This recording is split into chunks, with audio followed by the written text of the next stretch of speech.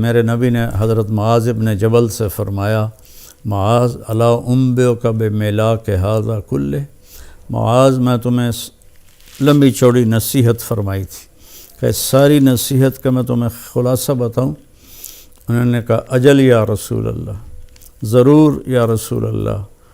تو فاحوی باصبعیہ الی لسانہ، تو اپنی زبان کو باہر نکالا اور یوں کینچی بنائی اور اس کو یوں پکڑا اور پھر فرمایا کف ھذا، اے معاذ اپنی زبان پہ قابو رکھنا۔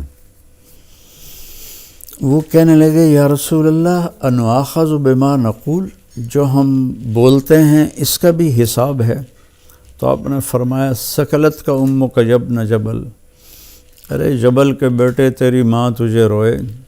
وَهَلْ يَكُبُّ النَّاسَ فِي نَارِ جَهَنَّمَ إِلَّا حَصَائِدُ أَلْسِنَتِهِمْ، تمہیں پتہ ہے سب سے زیادہ جہنم میں دھکا دینے والی یہ زبان ہوگی، اس کا گندا بول، گالی گلوچ، غیبت، جھوٹ، بہتان، نفرت کے انداز میں بولنا، حقارت کے انداز میں بولنا، ملازموں کے ساتھ گالی گلوچ کرنا، آپس میں گالی گلوچ کرنا۔ اور خاص طور پر میں جو حضرات یوٹیوب پر بیٹھ کے دین کے درس دے رہے ہیں ان کے آگے ہاتھ جوڑتا ہوں، اللہ کے واسطے اپنی زبان ٹھیک کرو، اپنی زبان ٹھیک کرو، اپنی زبان ٹھیک کرو۔ ایسے میرے نبی کے بارے میں آتا ہے ما کان فاحشا متفحشا، میرے نبی کبھی بھی بدخوئی اور بد کلامی کرنے والے نہیں تھے۔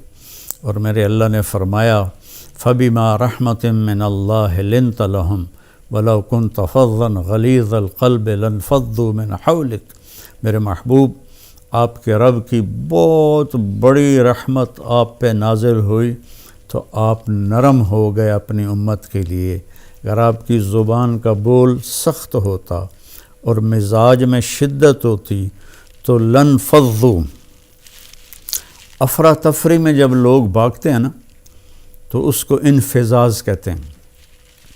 جیسے کہیں کوئی دھماکہ ہو جائے تو لوگ افراتفری میں بھاگتے ہیں جدھر جس کا منہ ہوتا ہے۔ تو اللہ تعالیٰ فرما رہے ہیں یہ صحابہ جن کے بارے میں اللہ نے کہا کُلًّا وعد اللہ الحسنی، میرے محبوب تیرے صحابہ کے لیے تیرے رب کا جنت کا وعدہ ہے۔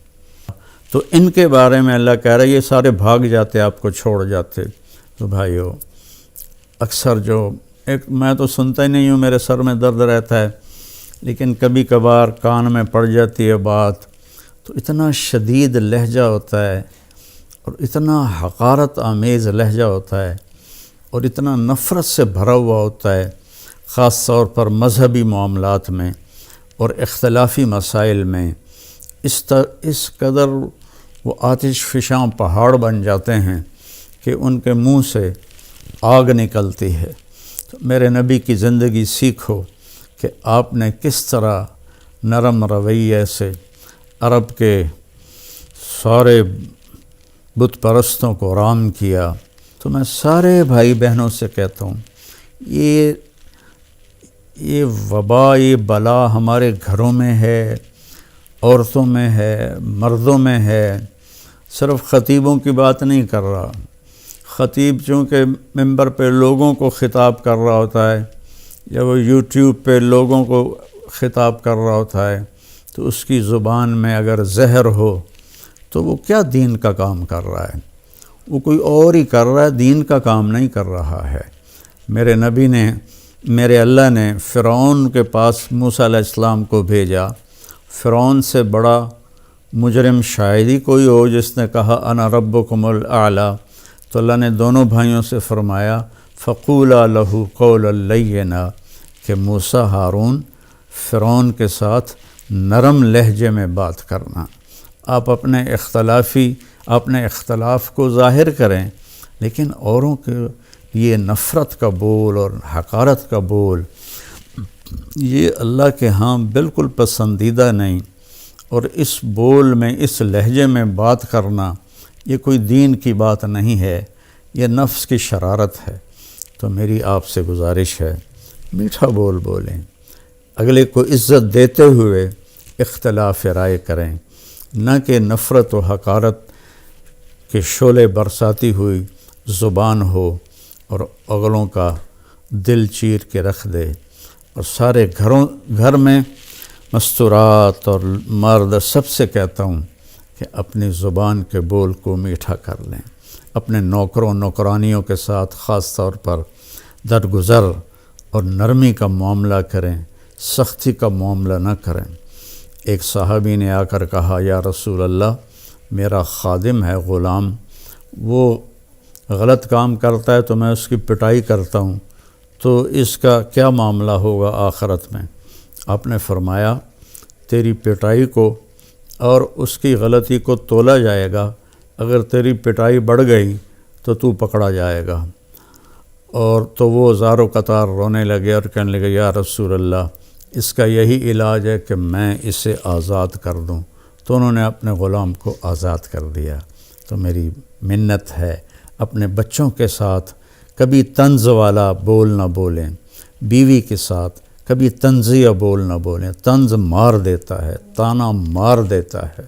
اپنے خاوند کے ساتھ کبھی طنزیہ بول نہ بولیں، ماں باپ کے ساتھ خاص طور پر کبھی ایسا بول نہ بولیں کہ ان کے آنسو نکل آئیں یا ان کا دل ٹوٹ جائے۔ ماں باپ کی فریاد سارا مقدر بگاڑ کے رکھ دیتی ہے، اور ماں باپ کی دعا بیڑے مقدر سنوار دیتی ہے، وہاں تک پہنچتی ہے جہاں کوئی شے بھی نہیں پہنچتی۔ اپنے بہن بھائی، اپنے دوست احباب سب کے ساتھ محبت بھری بات کریں۔ کبھی کوئی ہو جائے بول ایسا انسان ہے تو پھر فوراً معافی مانگ لیں، اس سے معافی مانگ لیں۔ میں قربان جاؤں، جنگ خندق میں جب شکست ہوئی پہلے تو صحابہ بھاگے، تو ایک صحابی کا پاؤں میرے نبی کے پاؤں پر آ گیا، تو وہ جوتا جنگ والا تھا، سخت، تاکہ تلوار اثر نہ کرے، تو آپ کے پاؤں پہ وہ اس کا پاؤں آیا تو آپ کو درد ہوا، تو آپ کے ہاتھ میں چھوٹی سی چھڑی تھی، آپ نے اس کو ایسے ماری اور کہا اوجعتنی، تو انہیں مجھے تکلیف پہنچائی۔ چھوٹی سی چھڑی، انہوں نے زرہ پہنی ہوئی ہے، زرہ پر تو تلوار اثر نہیں کرتی، اس چھڑی نے کیا اثر کرنا تھا۔ تو اس صحابی نے وہ سن لیا کہ میرے نبی فرما رہے ہیں اوجعتنی، تو کہنے لگے سارا دن ساری رات میں ڈرتا رہا کہ اب جبریل آئیں گے میری ہلاکت کا پیغام لے کر، اب جبریل آئیں گے میری سزا کا پیغام لے کر، تو ساری رات سوئے نہیں۔ فجر کے بعد اعلان ہوا، جس شخص کا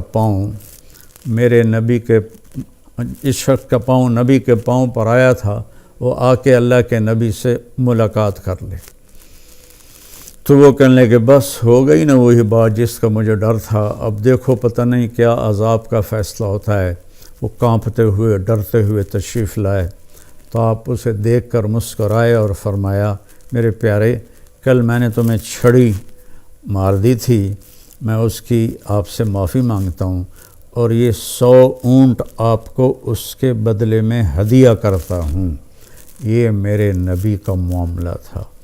ہم لوگوں کے دل توڑ کر، کفر کے فتوے لگا کر، ایک دوسرے کو کافر کہہ کر، ہم ایسے اپنے غصے کی آگ میں جل بھن رہے ہوتے ہیں، تو ہماری بات کہاں اللہ کی بارگاہ میں قبول ہوگی۔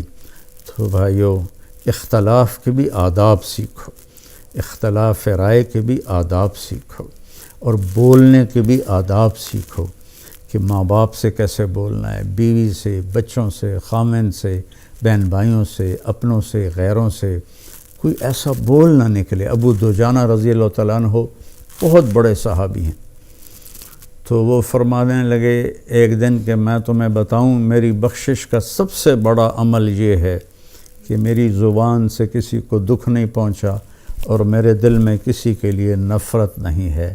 تو یہی 2 باتیں سارا معاشرہ اپنا لے، اور خاص طور پر جو ممبروں پر، یوٹیوب پر لوگوں کو دین سنا رہے ہیں، وہ خاص طور پر اس کو اپنائیں، ایک اچھی مثال پیش کریں۔